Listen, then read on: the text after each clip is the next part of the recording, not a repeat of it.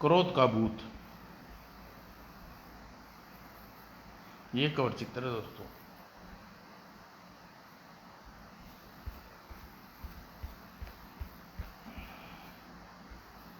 पुराने जमाने की बात है। बलभद्रपुर राज्य में दीनानाथ नाम का एक अति विद्वान ब्राह्मण रहता था। वह वहाँ के राजा जयसेन के दरबार में राज पंडित था। राजा जयसेन उसकी विद्वता उसका बहुत सम्मान करता था। राज पंडित दीनानाथ जी, आपके मुकाबले का दूसरा पंडित दूर दूर तक कोई नहीं होगा। मुझे गर्व है कि आप जैसा हीरा हमारे दरबार में है। महाराज, मेरी इतनी बड़ाई करके आप मुझे क्या लज्जित कर रहे हैं?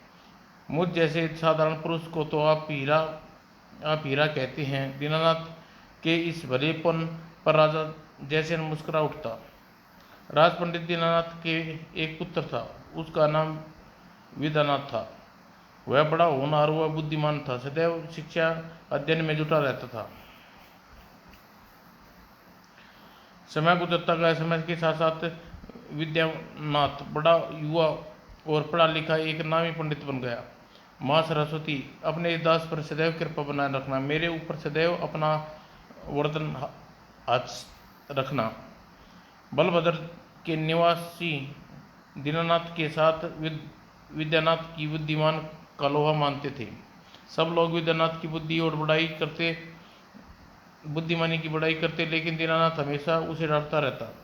देखो विद्यानाथ, मुझे लगता है कि तुम्हारा दिमाग बुद्धिमान तक गुरूर चढ़ गया है। अभी तुम हो ही क्या? तुम समझते हो कि तुम पूरी तरह निपुण सर्वगुण संपन्न हो गए हो? नहीं, अभी नहीं। तुम एक बात की कमी है। पिताजी की बात सुनकर विद्यानाथ जल भुन कर रह जाता। वह मन ही मन सोचता, मैं पढ़ा लिखा विद्वान बन गया हूँ। लोग मेरी विद्वता की बड़ाई करते करते नहीं उगते, पर न जाने क्यों पिताजी मुझे दोष दिखाई देते हैं। समय असमय मुझसे डांटते रहते हैं। लगता है वे मेरे गुणों को देख कर जलते हैं। उसने उसके मित्र पूछते, बिना तुम्हारे पिताजी तुम्हारे साथ ऐसा व्यवहार क्यों करते हैं? पता नहीं, मेरी तो समझ में नहीं आता। एक दिन जब वह उसके मित्र इसी विषय में आपस में वार्तालाप कर रहे थे, तो एक मित्र ने उससे कहा, विद्यानाथ, आज आज मैं तुम्हारे बताता हूँ तुम्हारे पिता तुम्हारे साथ सही व्यवहार क्यों नहीं करते। तुम जानते हो इस बारे में? हाँ मित्र, सुनो। मेरे पिताजी राजा जयसेन के दरबार में राज पंडित हैं, इसलिए वे अपने सामने किसी अन्य विद्वान की विद्वता को भला क्या स्वीकार कर सकते हैं। यही बात है, वे बात बात पर तुम्हें अपमान करते हैं। ऐसा? हाँ मित्र, जो मैं कह रहा हूँ वह ठीक कह रहा हूँ। अब अरे, तुम्हारी बुद्धिता कौन नहीं जानता? तुम तो राज पंडित बनने योग्य हो, पर हो ऐसा हो कैसे सकता है? वर्षों से तो मैं इस पद पर तुम्हारे पिताजी चिपके हैं। वे हटे तो तुम राज पंडित बनाने का मार्ग प्राप्त हो। इसलिए अपने जीते जी तुम्हारे पिता कभी तुम्हें ऐसा नहीं होने देंगे। इसी तरह कुछ और दिन निकल गए। विद्युनाथ का मन अपने पिता दीनानाथ के प्रति बुरे भाव पैदा हो गए। अतः एक दिन वह क्रोध में आकर अपने भयंकर फैसला लिया। दिन रात की किलकिल से पिताजी को मार देना ही ठीक रहेगा। न रहेगा बांस, न बजेगी बांसुरी। इस प्रकार डांटने वाले पिताजी मेरा पीछा छूट जाएगा और मेरे राजपंडित बनने का रास्ता खुलेगा। उसी रात शरत पूर्णिमा की रात थी। इस समय तक पिताजी सो चुके होंगे। आज उन्हें अपने रास्ते से हटा ही देना चाहिए। वह दबे कदमों उसके कक्ष से बाहर पहुंचा। कक्ष में माता पिताजी सोया करते थे। अरे, माता पिताजी अभी तक जाग रहे हैं। लगता है दोनों किसी विषय में वार्तालाप कर रहे हैं। मुझे छुप कर उनका वार्तालाप सुनना चाहिए। यह सोच वह चुपचाप से खड़ा हो गया। दोनों की बातचीत कान लगा के सुनने लगा। स्वामी, देखो, आज चांद कितना सुहाना लग रहा है। इसका उजाला चारों ओर फैल कर अमृत बरसा रहा है। लालमती, तुम ठीक कह रही हो। अच्छा, यह बताओ कि इस पृथ्वी पर का चंद्रमा उज्जवल कीर्तिमान दूसरा क्या है? सुनकर दीनानाथ मुस्करा उठे। है क्यों नहीं? कौन है वो? है? दूर क्यों जाती हो लालमती, अपने पुत्र दीनानाथ को ही देखो, जो चंद्रमा की चांदनी से भी बढ़कर अपनी विद्या का प्रकाश चारों ओर फैला रहा है। चंद्रमा की प्रकाश की सुगंध की कमी है, पर तेरे पुत्र में गुणों की सुगंध से सारा संसार महक रहा है। उसके व्यवहार की मिठास अमृत के समान है, सबको तृप्त करती है। उसे यश के सामने चंद्रमा का यश फीका है। आप विद्यानाथ को बहुत बड़ाई कर रहे हैं स्वामी। तुम्हारा बेटा है ही इस लायक लालवंती, धन्य है तुम्हारी कोख जिसने विद्याधर जैसे रतन पैदा किया। देखना, एक मेरे बाद राजा जैसे विद्याधन को ही राजगद्दी पर बैठाएंगे। लेकिन स्वामी, आप हर समय विद्याधन को डांटते रहते हैं, आज पीठ पीछे आप उसकी बड़ाई क्यों? लाजवंती, मैं विद्यानाथ को इसलिए डांटता रहता हूँ ताकि उसकी प्रशंसा करने से उसका दिमाग सातवें आसमान पर न पहुँच जाए। वह उम्र के जिस दौर से गुजर रहा है, उस उम्र में के दौरान बहकना बहुत सरल है। मानता हूँ कि प्रतिभावान है, पर अभी उसमें प्रतिभा की बड़ाई करने का समय नहीं आया है। कक्ष से बाहर खड़े विद्यानाथ को की दशा बड़ी विचित्र हो चली। हाय, मैं कितने अंधकार में था, बिना सोचे समझे कितना बड़ा अनर्थ करने जा रहा था। मेरे बारे में पिताजी की राय बहुत ऊंची है। मैं ऐसे ही पिताजी की हत्या करने की सोच रहा था। वह गलीन में डूबा लज्जित होता हुआ अपने वापस लौट गया। उस रात उसे नींद नहीं आई। मैंने अपने जन्मदाता के विरुद्ध उसकी हत्या का षड्यंत्र रचना चाहा। मैं दोषी हूँ, मैंने एक्स में अपराध किया है। इन्हीं सोचों विचारों में डूबा वह रात भर करवट बदलता रहा। अगले दिन प्रातः स्नान इत्यादि से निवृत्त होकर दीनानाथ के सामने खड़ा हुआ। पिताजी, मैं आपसे कुछ पूछना चाहता हूँ। क्या पूछना चाहते हो? पिताजी, यदि कोई लड़का अपने पिता को मार डालने की संकल्प करे और विचार बदल जाए, उसे मारा नहीं तो उसे लड़के को क्या प्रायश्चित करना चाहिए? यह सुन दीनानाथ ने उसे हैरत से देखा और फिर सोचकर बोला, सुनो, शास्त्रों में अपराध के लिए दो ही प्रायश्चित लिखे हैं। एक प्रायश्चित तो यह है कि जिस सूखे फल हुए पीपल के पेड़ पर चढ़कर उसे नीचे आग लगाकर उसे पीपल के साथ जलकर मरे। दूसरा प्रायश्चित,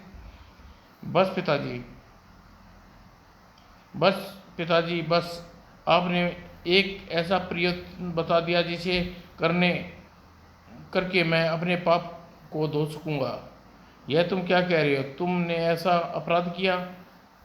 पिताजी, मैं पापी हूँ। कल रात मैंने आपको मारने का षड्यंत्र रचा। जब विद्याधरनाथ ने सारी बात बता दी, तत्पश्चात, पिताजी, अब मुझे आज्ञा दीजिए, मैं किसी सूखे पीपल के पेड़ पर आग लगाकर उस पर चढ़कर जलकर मरूंगा। ऐसा करने से ही मेरी मुक्ति होगी। विद्याधर की बातें सुन दीनानाथ मनो मन काटो खून नहीं रहा। मुझे क्या पता था कि विद्यानाथ स्वयं को अपने लिए प्रायश्चित की विधि पूछ रहा है। यदि मुझे पता होता तो मैं भूल कर भी ऐसी प्रायश्चित की विधि न बताता। अब क्या करूं? इसे कैसे जल मरने से बचाऊं? सहसा उसे याद आया, अभी तो मैंने विद्याधर को उसके प्रायश्चित की एक विधि बताई है। दूसरी विधि सरल है। मुझे विद्यानाथ को दूसरी विधि बताकर उसे इस विधि पर अमल करने को कहना चाहिए। इस प्रकार विद्यानाथ की जान भी बच जाएगी और उसका प्रायश्चित भी पूरा हो जाएगा। मन में विचार आते ही उसने विद्यानाथ से कहा, विद्यानाथ, यह ठीक है कि तुमने पाप किया। तुमने पाप का प्रायश्चित अवश्य करना चाहिए। इसलिए तुम्हारे किए पाप का एक प्रायश्चित और है, तुम्हें उस प्रायश्चित करना चाहिए। दूसरा प्रायश्चित क्या है पिताजी? दूसरा प्रायश्चित यह है कि 5 वर्ष के लिए तुम्हें राज्य माता पिता सबको छोड़कर राज्य से जाना होगा। उस राज्य में रहकर तुम्हें 5 वर्षों के अंदर अंदर अपनी विद्वता की धाक जमानी होगी।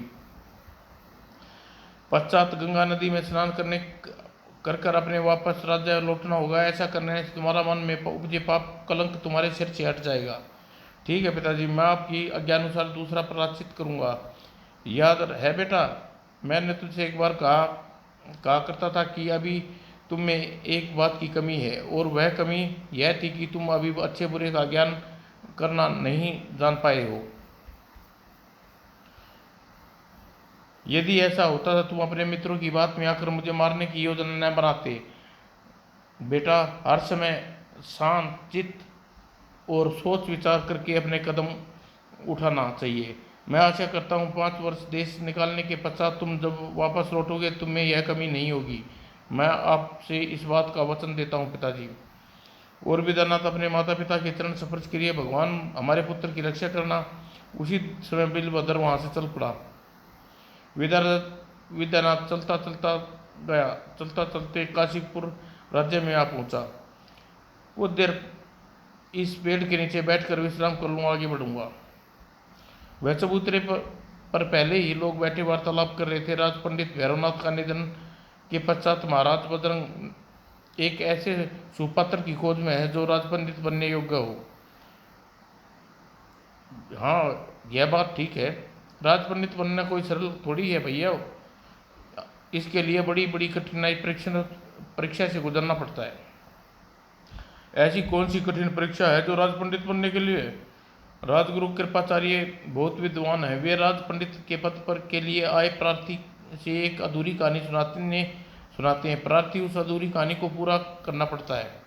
यदि राजगुरु आशा अनुरूप प्रार्थी दूसरी कहानी को सही प्रकार पूरा कर दिया तो वह राज पंडित बन सकता है, अन्यथा नहीं।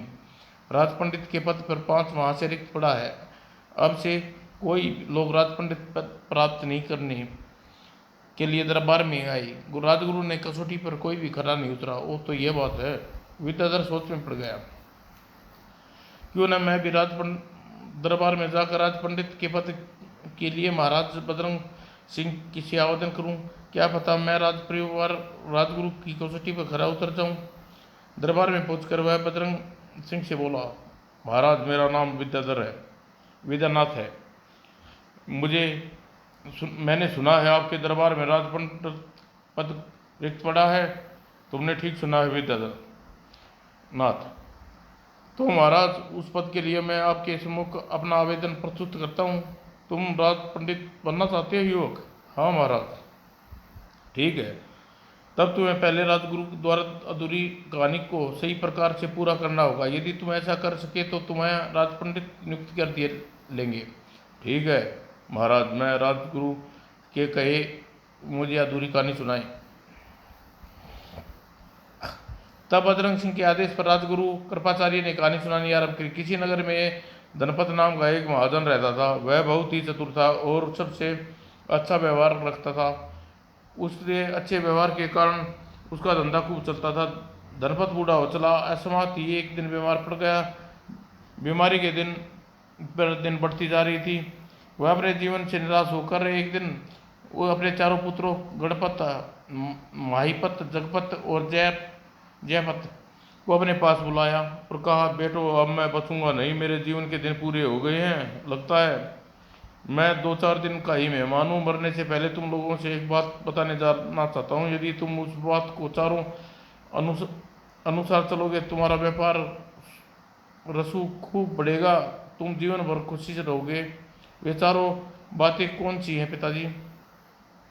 वे 4 बातें हैं बेटा। पहली बात है गांव में अपना घर बनाना। दूसरी बात है कि ठंडे में जाना, ठंडे में आना। तीसरी बात है किसी कर्ज दो उससे रुपया वापस पाने की आशा न रखना। चौथी बात है कभी सलाह लेना पर त्रिमुंडा त्रिगोड़ा की सलाह लेना।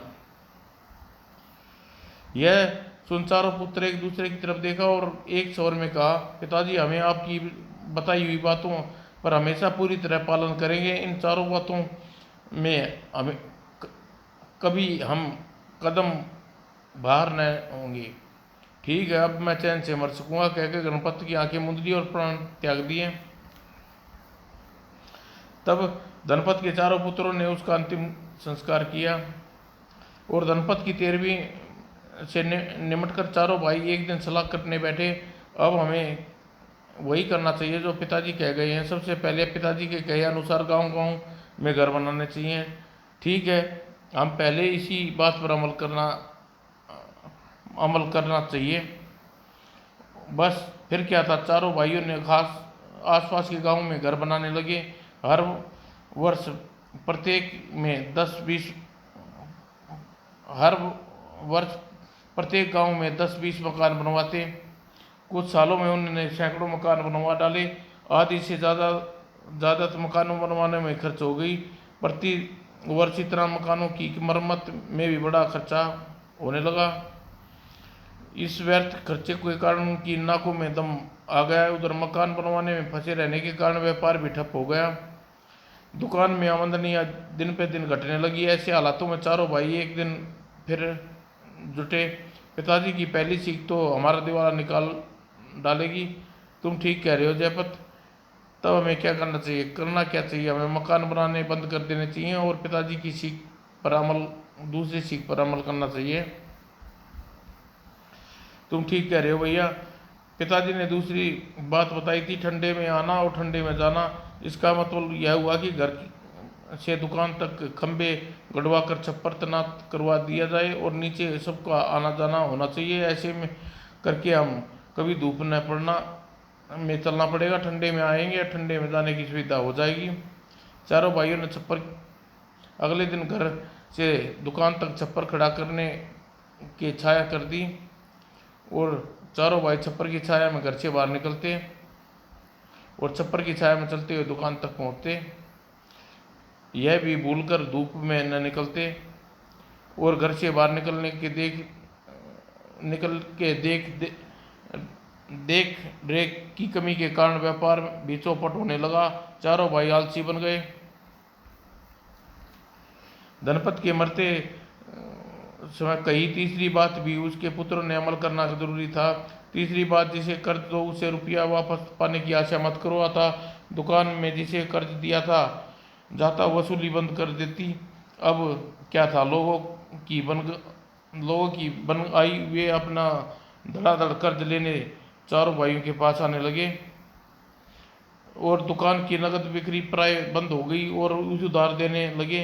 इस तरह कुछ ही दिनों में रही से दुकान भी चौपट हो गई, पूंजी डूब गई और परिणाम स्वरूप दुकान बंद करनी पड़ी। चारों भाइयों को खाने के भी लाले पड़ गए। चारों भाई घर रही न सही जायदाद बेचकर अपना गुजारा करना लगे। इस तरह कुछ दिनों में बीतते थे। चारों भाइयों को बड़ी कठिनाई के दिन पर दिन बढ़ने लगी और चारों भाई फिर से विचार मगन करने बैठे। इस उपदेशों से चलने से हमारा व्यापार चौपट हो गया, दुकान बंद हो गई है, पूंजी नष्ट हो गई है, बर्तन भांडे बिक गए हैं और खाने की मोहताज हो गए हैं। हम पिताजी के उपदेशों पर चले, फिर भी हमारी यह दुर्दशा क्यों हुई? ऐसा क्यों हुआ? पिताजी की कई बात कभी खाली नहीं जाती थी। आज आप ठीक कह रहे हैं भैया। पिताजी बड़े अनुभवी व्यापारी थे, उन्होंने लाखों रुपए कमाए थे। फिर भी न जाने उन्हें बताए रास्तों पर चलने से हमारी ये हालत क्यों होगी। लगता है कहीं न कहीं हमसे ही कोई भूल हुई है। उसे सुधारने के लिए क्या किया जाए? अब केवल एक पिताजी की चौथी बात पर अमल करना बाकी रह गया। उन्हें कहा था कि सलाह लेनी हो तो त्रिकोड़ा के से ही सलाह लेना और हम इस समय बहुत कष्ट में हैं। ऐसे समय में हमें किसी से सलाह की आवश्यकता है। तब क्यों न हम इस समय पिताजी से कई बात मानते हुए त्रिकोड़ा किससे सलाह लें। जयपत, तुम ठीक कह रहे हो। त्रिकोड़ा मिलेगा कहाँ? मेरी समझ में पिताजी की यह चौथी बात बिल्कुल भी नहीं आ रही। पिताजी मरते समय यह क्या कह गए थे भला? 3 पाँव और 3 सिर वाला आदमी कहाँ मिलेगा? ऐसा आदमी आज तक न तो कहीं देखा है न कहीं सुना है। तो क्या मरते हुए पिताजी झूठ बोला? नहीं, कदापि नहीं। हम चारों भाई त्रिकोड़ा की खोज में आज घर से निकलना पड़ेगा। चाहे त्रिकोड़ा की खोज में किसी भी दिन हमें अवश्य मिलेगा। और जयपत की बात मानो, उन तीनों ने त्रिकोड़ा की खोज में उसी दिन घर से निकल पड़े। घर से गणपत, महिपापत, जगतपत की पत्नियां ही रह गई। जगपत ने अपने अभी कुंवारा था। एक गांव से दूसरे गांव तक, एक शहर से दूसरे शहर तक बड़े ही जंगल व पहाड़ पार करते हुए चारों त्रिकोड़ा की खोज में चलते रह गए। चलते चलते कहीं भी पर त्रिकोड़ा नहीं मिला। यह देख महिपत खींच उठा। मैंने पहले ही कहा था त्रिकोड़ा त्रिकोड़ा त्रिकोड़ा हमें कहीं नहीं मिलेगा। मेरी बात नहीं मानी। तब त्रिम महिपत त्रिमुंडा त्रिकोड़ा की खोज में हम बहुत दूर निकल आए हैं। भगवान हमारी यह मेहनत अवश्य सफल करेगा। हमें एक दिन त्रिमुंडा त्रिकोड़ा अवश्य मिलेगा। महिपत और गणपत की बात का कोई जवाब नहीं दिया और चुपचाप उनके साथ चलता रहा। चलते चलते चारों भाई एक नदी किनारे पहुंचे। जयमत ने की दृष्टि पानी पर पड़ गई। बुरी तरह उछल पड़ा। मिल गया, मिल गया। उधर भाइयों ने चौंक कर उसकी ओर देखा। क्या मिल गया?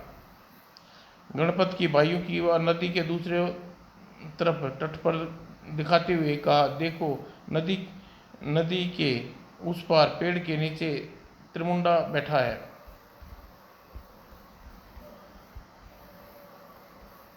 तीनों भाइयों ने ध्यान से उस ओर देखा।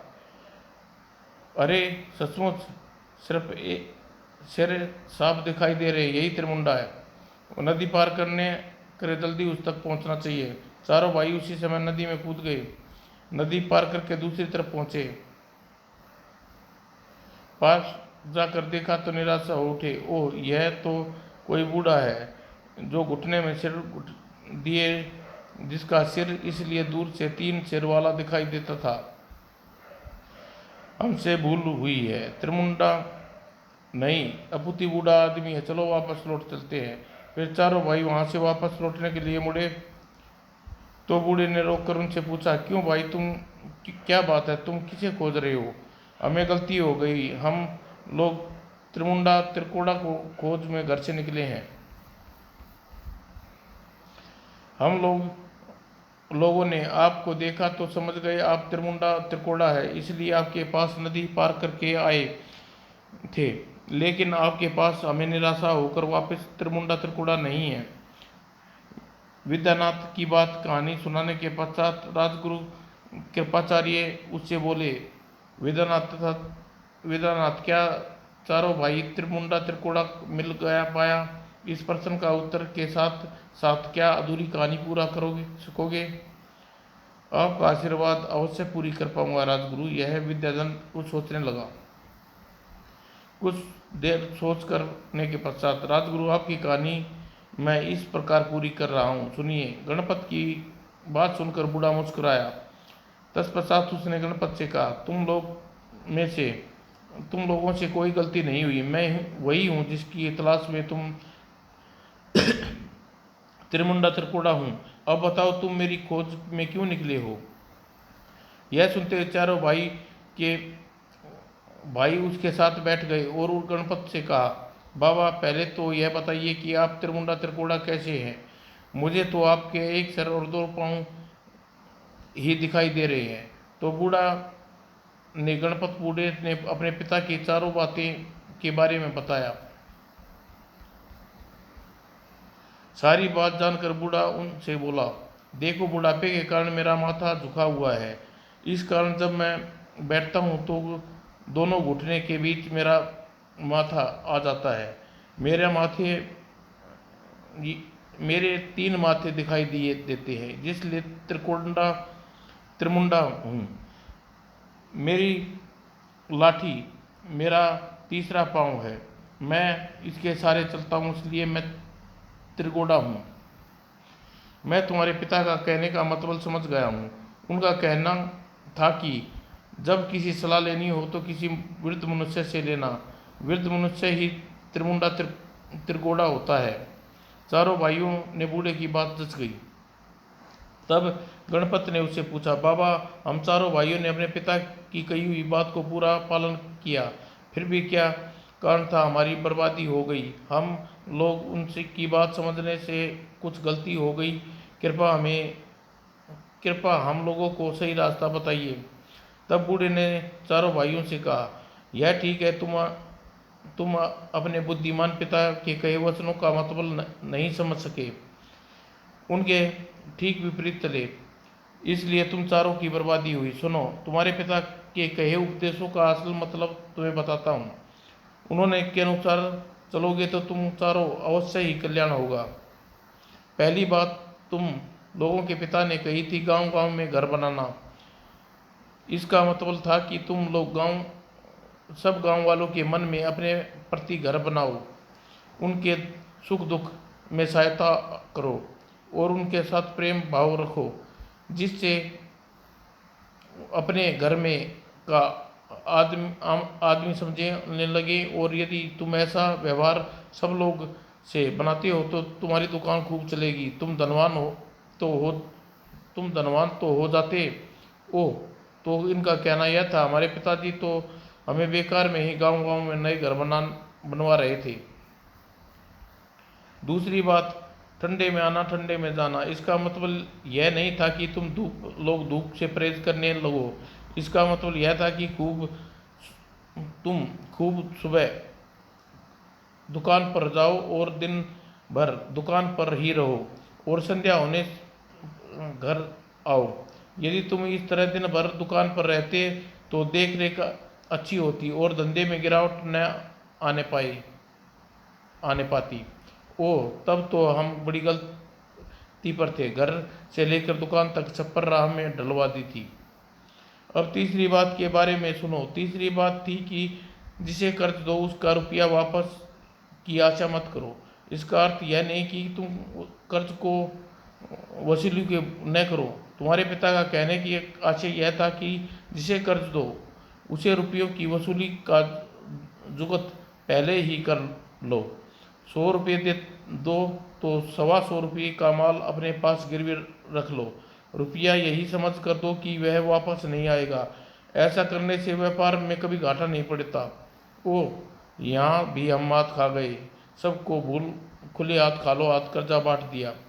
चौथी बात, तुम लोगों का पिता यह कही त्रिमुंडा त्रिकोड़ा की से सलाह लेना। इसका मतलब तुम समझ ही गए होगे। तुम्हारे पिताजी का कहीं यही कहना था कि जब कोई कठिन प्रसंग में फंसो तो केवल अपनी बुद्धि से ही या मूर्खों की सलाह मत निपटाओ। जल्दी ही इस विषय में कोई अनुभवी बूढ़े व्यक्ति से सलाह लो। राजगुरु को इतनी कहानी सुनाने के पश्चात विद्यानाथ आगे का राजगुरु गणपत चारों पुत्र अपने पिता की चारों बातें को सही अर्थ समझ गए। अतः वह बूढ़े से आज्ञा लेकर घर वापस लौट गए। बूढ़े की सलाह अनुसार उसने काम करने से कुछ ही दिनों में पहले के समान धनी बन गए। विद्यानाथ के द्वारा कहानी की पूरी ढंग से देखकर राजगुरु प्रसन्न हो उठे। विद्यानाथ, तुम निश्चित ही अत्यंत बुद्धिमान हो। तुमने द्वारा सुनाई गई कहानी सही तरीके से पूर्ण की। तुम परीक्षा में उत्तीर्ण हुए। प्रयुक्त में विद्यानाथ ने झुककर उसके प्रणाम किया। तब राजा बजरंग ने उससे कहा, विद्यानाथ, चूंकि तुम परीक्षा में उत्तीर्ण हो चुके इसलिए तो हम तुम्हें अपना राज पंडित नियुक्त करते हैं। धन्यवाद महाराज। बजरंग के कहने पर विद्यानाथ ने आगे बढ़कर राज पंडित का खालिस स्थान ग्रहण कर लिया। विद्यानाथ, हमेरा गर्व है कि राज पंडित के रूप में तुम जैसा हीरा महाराज बजरंग सिंह के दरबार में स्थान पा रहा है। और राजा बजरंग सिंह की ओर विद्यानाथ को रहने के लिए महल दे दिया। विद्यानाथ नित्य प्रतिदिन महल में माँ सरस्वती की पूजा करता और उसके पश्चात दरबार जाता। इसी प्रकार धीरे धीरे दिन गुजरने लगे। एक दिन राजा बजरंग सिंह क्रिकेट खेलने वन गया। तभी अरे, यह बियावान में कौन रो रहा है? कुछ दूर जाने पर उसे पेड़ के नीचे एक आदमी बैठा दिखाई दिया। ओह, तो ये रो रहा है। कौन हो तुम? इस प्रकार क्यों रो रहे? बू बू महाराज, मेरा नाम अभय है। मैं बहुत ही अभागा हूँ। जिसके यहाँ काम करता हूँ न जाने क्यों कुछ ही दिन बाद ही निकाल दिया जाता हूँ। अब कोई मुझे यहाँ रखने को राजी नहीं है। लेकिन क्यों? मेरी फूटी किस्मत। अब आप ही बताओ महाराज, मैं आदमी के पास पेट भरने के लिए रोजी रोटी न हो तो उसका क्या दुर्दशा होती है। इस अवस्था में उसका मर जाना ही श्रेकर है। मैं इस वन में इसलिए आया था कि यहाँ कोई न कोई जंगली जानवर मुझे मारकर खा लेगा। यहाँ आकर मेरी किस्मत ने मुझे दगा दे दी। बहुत ही देर से बैठा हूँ, कोई जंगली जानवर मुझे खाने नहीं आया। इसी बात पर मैं रो रहा हूँ। वो यह आदमी बहुत दुखी लगता है मुझे। इसे अपने अपने जीवन से इतना निराश है। कुछ सोचकर बजरंग अभय से कहा, अभय तुम रो नहीं, तुम्हें अपने यहाँ सेवक रखने के लिए तैयार हूँ। क्या सच महाराज? सचमुच अभय। महाराज कहीं आप मुझे अन्य लोगों की तरह बाद में नौकरी से तो निकाल न दोगे? घबराओ नहीं, कोई बात नहीं। मैं वचन देता हूँ कि तुम्हें आजन्म मेरे यहाँ नौकर रहना चाहोगे तो मैं मुझे स्वीकार है। ओह महाराज, आप बहुत दयालु हैं। उस दिन आखेट के पश्चात बजरंग अभय को अपने साथ काशीपुर ले आया। अभय, आज से तुम हमारे मुख्य सेवक हो। हम तुम्हारी नियुक्ति अपने कक्ष के द्वार पर करते हैं। यह मेरा अहोभाग्य है महाराज। उस दिन जब अभय बजरंग सिंह के कक्ष के बाहर पहरा दे रहा था तो कक्ष के अंदर बजरंग सिंह जागा हुआ शयन कक्ष में बैठा सोच रहा था, एक अनजान आदमी को अपने मुख्य द्वार का सेवक बनाकर मैंने कोई गलती तो नहीं की। मैं अभय के बारे में कुछ भी नहीं जानता। वह कौन है और कहाँ का है? यह सब वह सोच ही रहा था कि तभी वह प्रकाश फैल गया और एक देवी शयन कक्ष के प्रकट हुई। राजा ने उस देवी को तुरंत शैया से उठकर खड़े होकर हाथ जोड़कर उससे पूछा, देवी आप कौन हैं और आधी रात के समय क्यों प्रकट हुई हैं? राजन, मैं राज्य लक्ष्मी हूँ। तुम्हारे महल में अब मेरे शनिचर का वास हो गया है, इसलिए अब मैं इस महल में नहीं ठहर सकती। मैं तुम्हें राज्य छोड़कर जा रही हूँ। मेरे राजमहल में शनिचर का वास, यह कैसे हो सकता है? इतने भोले न बनो राजा बजरंग सिंह। शनिचर को तुम खुद न्योता देकर काशीपुर में लाए हो और अब अनजान बन रहे हो। यह आप क्या कह रही हैं राजलक्ष्मी? मैं सचमुच शनिचर के बारे में नहीं जानता। तो सुनो, अभय को तुमने अपनी नौकरी पर रखा है, वह साक्षात शनिदेव है और अभय के रूप बदल कर तुम्हारे यहाँ आया है। अब यहाँ या तो वह रहेगा या मैं रहूँगी। क्षमा करे देवी, मैंने अभय को वचन दिया है कि मैं आजन्म उसे यहीं अपने यहाँ नौकरी पर रखूँगा। सो उसे राज्य से निकालने का तो सवाल ही पैदा नहीं होता। यदि आप राज्य को छोड़कर जाना चाहती हैं तो इसमें मेरा क्या बस है? ठीक है, मैं जाती हूँ।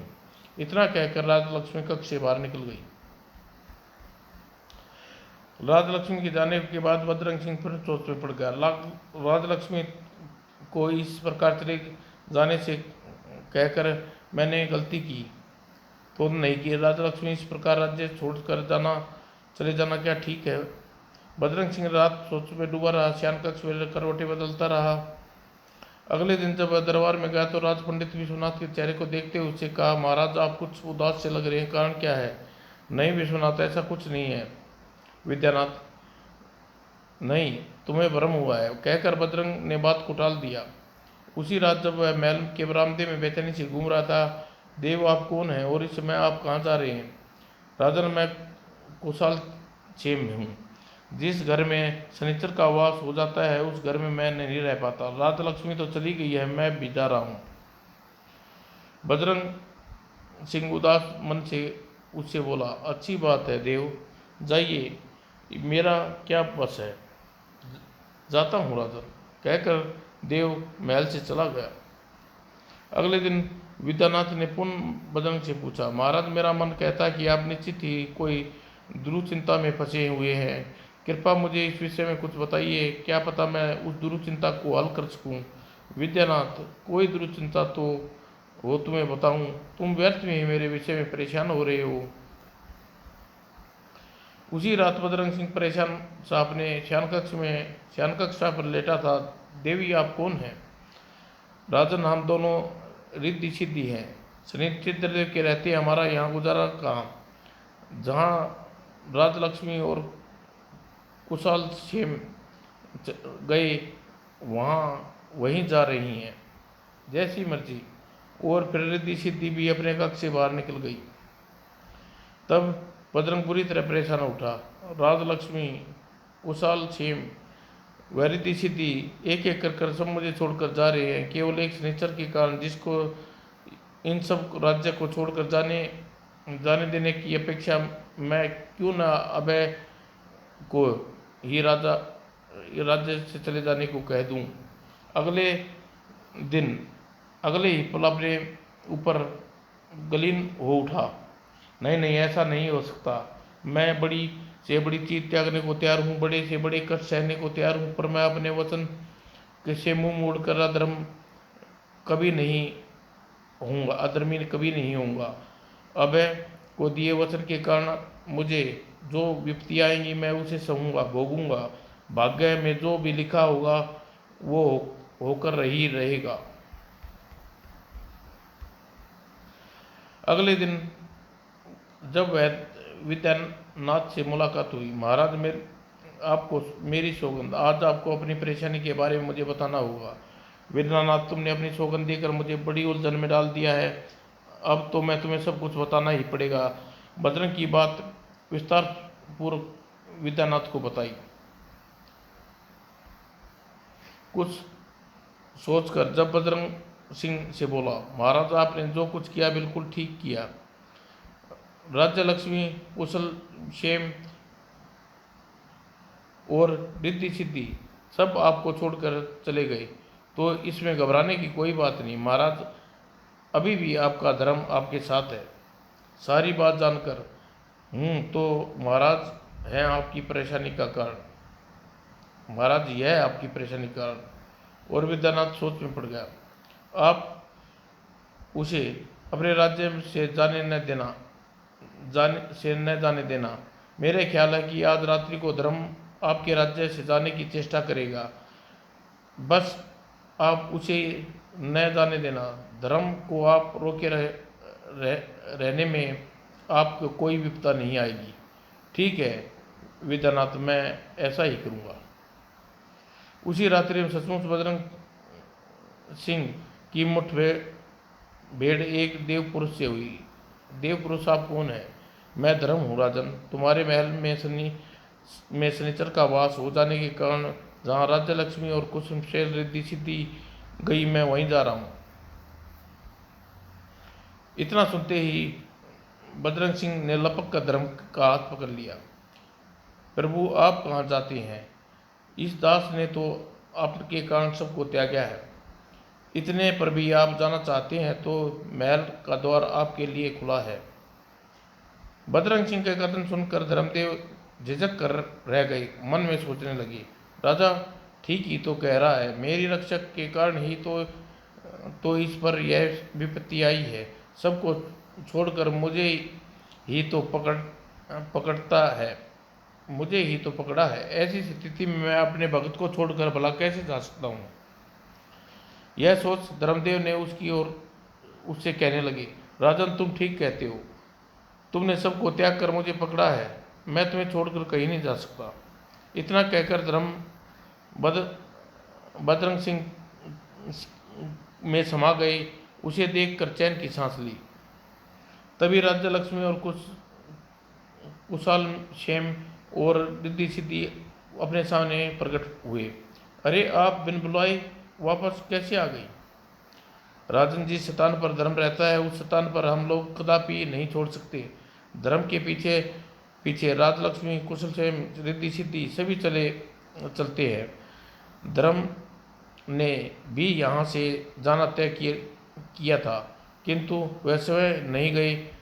हम कैसे जा सकते हैं? इसलिए हम सब वापस लौट आए। उस रात बजरंग सिंह को चैन की नींद सोया। अगले दिन वह अब से हाथ जोड़ बजरंग सिंह से बोला, महाराज, अब आप मुझे जाने की आज्ञा दीजिए। क्यों जाना चाहते हो अभय? मैंने तो तुम्हें अपना सेवक बनाए रहने का वचन दिया था। महाराज, मैं अभय नहीं, वास्तव में शनिदेव हूँ। आपकी परीक्षा लेने के उद्देश्य से अभय के रूप में धरकर मैं आपके पास आज अपनी परीक्षा में खरे उतरे। आपको सबको छोड़ा, लेकिन मुझे न छोड़ा। यह देख आपसे बहुत प्रसन्न हूँ। तब बजरंग सिंह ने आशीर्वाद देकर शनिदेव ने अपने असली रूप में वहाँ से वापस चले दिया। और बजरंग ने विद्यानाथ को बुलाया। विद्यानाथ, तुम्हारी खूब सूझबूझ के कारण हमने धर्मदेव को अपने राज्य से जाने से रोक लिया, जिसके फलस्वरूप हमें मुझे सब चिंताओं से मुक्ति मिल गई। और लेकिन अभी मुझे एक चिंता और है, तुम मुझे उस चिंता से मुक्त कर दो, दिला दो। बताइए महाराज, वह चिंता कौन सी है? विद्यानाथ, वह चिंता है हमारी बेटी राजकुमारी मधुमती। मुझे उसके विवाह की अत्यंत चिंता है। मैं उसका विवाह तुम्हारे साथ करना चाहता हूँ। उसके विवाह करने की स्वीकृति देकर तुम मुझे उसकी चिंता से मुक्त कर दो। ओ, यह बात है। कुछ सोचकर विद्यानाथ ने बजरंग सिंह से कहा, महाराज, मैं राजकुमारी विद्यावती से विवाह करने के लिए तैयार हूँ। सिर दिए शुभ लगन पर राजकुमारी मधुमती व विद्यानाथ का विवाह हो गया। विवाह के पश्चात, बेटे विद्यानाथ, आज से तुम हमारे राज्य के पंडित नहीं, अपितु हमारे दामाद हो। मधुमती हमारी इकलौती पुत्री है, इसलिए आज से तुम सब कुछ तुम्हारा हुआ।